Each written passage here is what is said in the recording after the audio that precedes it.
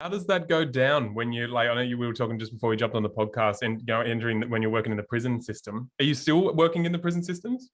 Oh, well, not really. I don't work for the government, but I was going and teaching yoga in the prisons and doing some self-awareness training for prisoners.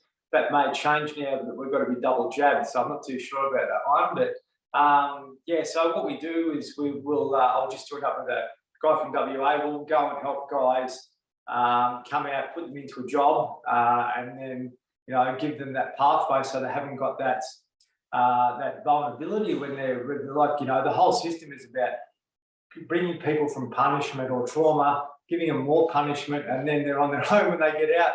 That doesn't work. So we actually are able to go in, help identify the right people to match them up with the right employer, give them stability. But my role is to be able to keep them self-aware through mindfulness practices before they're released, so they come out and they've got a daily practice they can tap into, so they can keep their job, don't get caught up with all the old belief systems, and stay on track. So we don't get funded for any of this. Trying to create something here which is going to help humanity in many ways, and that's something I'm really passionate about. That's primarily helping guys that have got lots of issues.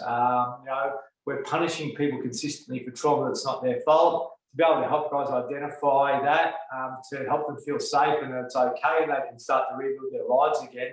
This is something that's groundbreaking, that hasn't been explored before. So to be able to take a young 25-year-old that's had a terrible life, to help them revert that, or a 55-year-old which has had this constant cycle of incarceration, to be able to feel safe within themselves, to learn some of the life skills which can keep them balanced, is really beautiful at the end of the day, because everyone's got a purpose in this lifetime, and to be able to help them become more stable and self-aware about their emotions, I think is really important, and that's something that I want to try and do more of, over the next period. But I've got higher things that I want to do later on. This is just a stepping stone, and I keep getting downloads about this when I do my meditation in the morning, that this is my journey, and this is my purpose for this time. So trying to be true to that, I guess, at the end of the day, rather than chasing money and all those sorts of things, because I think if you're working in alignment with yourself, then everything else will take care of itself. What do you see as the biggest consequence here with the trauma? Obviously, same is happening in various ways for women, but sticking to men, like this lack of capacity or want or willingness or ability of our culture, the system, especially the corporate system, to identify that. Then we're a lack of initiations, a lack of support to identify traumas, having men being comfortable in themselves. What's the biggest, when you look at our country and our world, what do you see is like the consequences that are rolling out of this being the case, of us having this unwillingness and deficiency to support men to get in touch and on that path? Yeah. Look, I just think that the whole system is working against us at the end of the day. You say, for example, that someone is experiencing self-doubt consistently. Well, as soon as they drive around the corner, they're seeing a billboard to drink beer. They're going around the other side, they're seeing a billboard to eat junk food, all this type of stuff. So we're getting mixed messages consistently. Your body is smarter than you. Your body's always trying to give you the truth, but we're blocking that consistently because of the domination of the mind. We haven't been taught how to read what's going on below the shoulders, and the message that's consistently sending us. So yeah, to be able to find ease within yourself, and ease with that trauma, some of the things that have held you back, like, this has happened for a reason, whether it be good or bad, and then to be able to be able to accept that. And self-acceptance is such a hard thing, because we're so geared to keep consistently beating ourselves up. We're consistently beating ourselves up, and I have that issue, not so much now, but I know it pops in every now and then.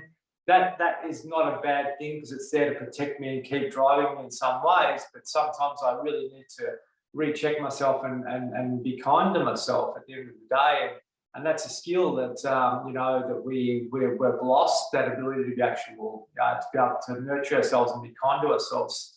I think so important because we've got the foot on the pedal consistently, where we're not actually like taking that off. So yeah, to be able to dive into some of those traumas, I through my meditation practice now, I'll go into some things that happened to me when I was younger, which gave me trauma, and then I'll be able to say thank you to that because it actually helps me move forward.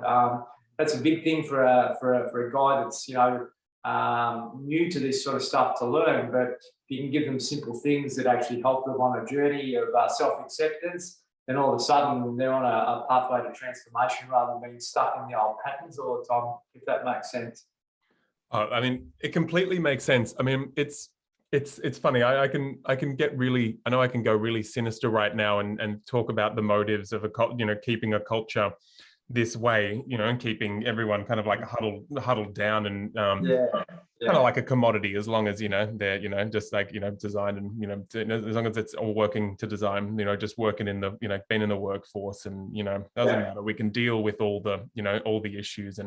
And then also kind of like, and then you add the confusion of there's a lot, and some of it kind of rightfully, some of it's gone absolutely too far, is the bastardization of men and masculinity kind of thrown in there at the moment. I'm not sure what your position is around this. It's something that's been obviously going on for years and super prevalent at the moment.